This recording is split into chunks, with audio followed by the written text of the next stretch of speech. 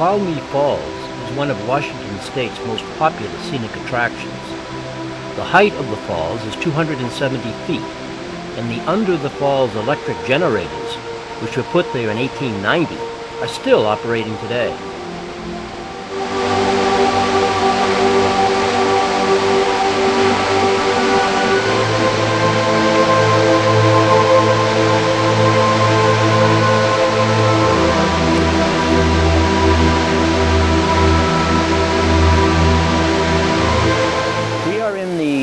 Lower part of Guadeloupe now, in the left-hand quadrant of the butterfly, and we are in the tropical jungles. This is a river, a cascade that comes down through the jungles, and behind me is a beautiful waterfall called Une Cascade des Écrivices.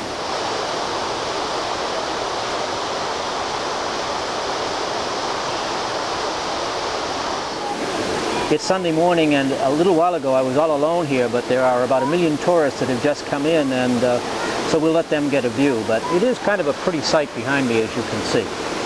Stay with us. We'll be back in just a minute.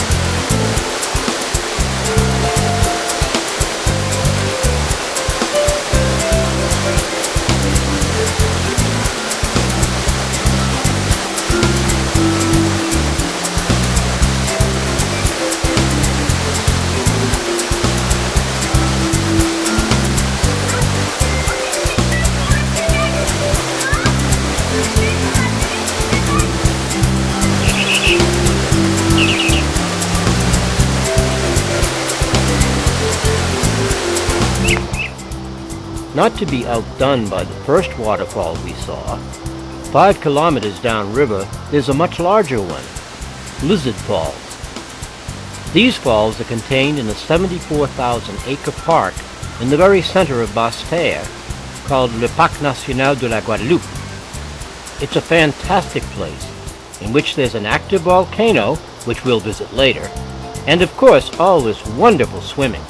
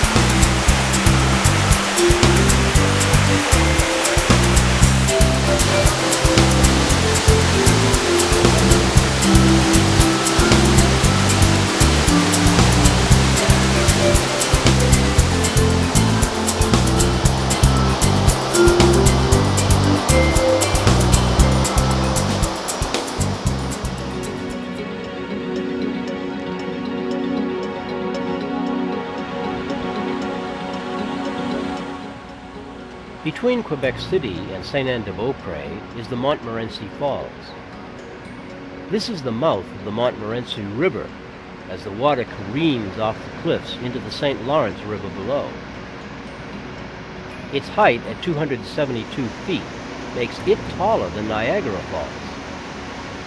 In winter, the spray builds a huge mound of ice in the riverbed known as the Pan de Sucre, or Sugarloaf, that locals love to slide down.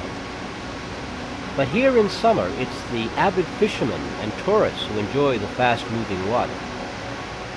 There's nothing like a face full of cold spray to wake you up to the beauty of nature.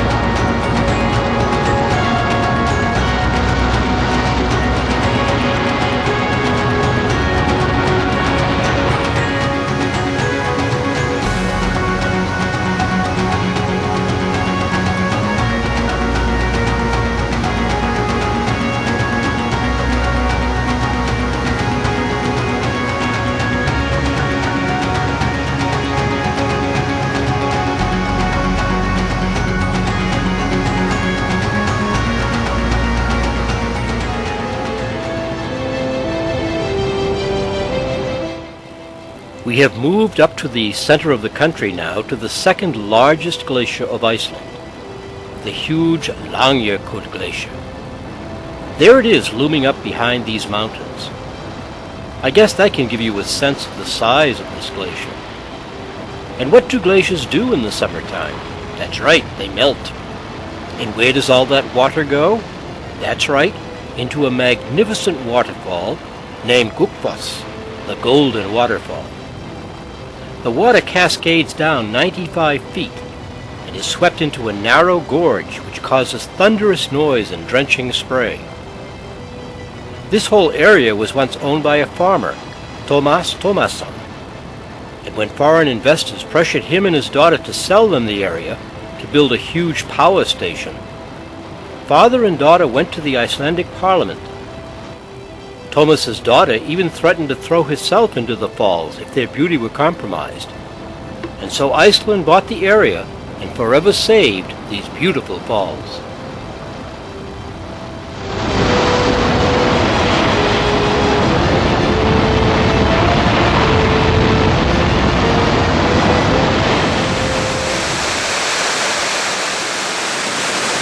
This is Wawa, Ontario, 142 miles north of Sault Ste. Marie, a former iron mining town. It was named after the sound of the Canada goose, you know, a sort of wah-wah sound. And this is the White River at Magpie Falls. It was near here that the coldest temperature ever recorded in North America was reached in 1935. It was 72 degrees below zero.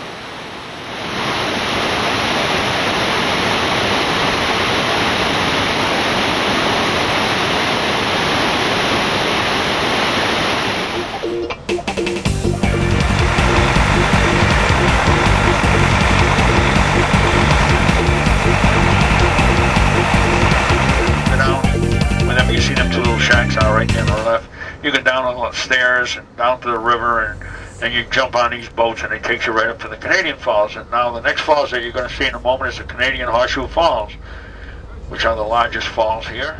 Niagara Falls, Ontario, and Niagara Falls, New York, lie on each side of the Niagara River, which joins Lake Ontario to Lake Erie. The site has long been known to Native Americans and was called Thundering Waters. The first European to view the natural wonder was a Father Hennepin in 1678.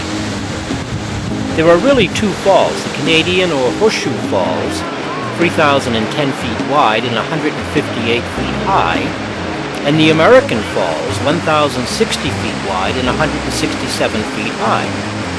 The average flow over both of these falls is 212,000 cubic feet a second. Most tourists prefer to visit the falls by boarding one of the Maid of the Mist boats and experiencing the watery spray firsthand.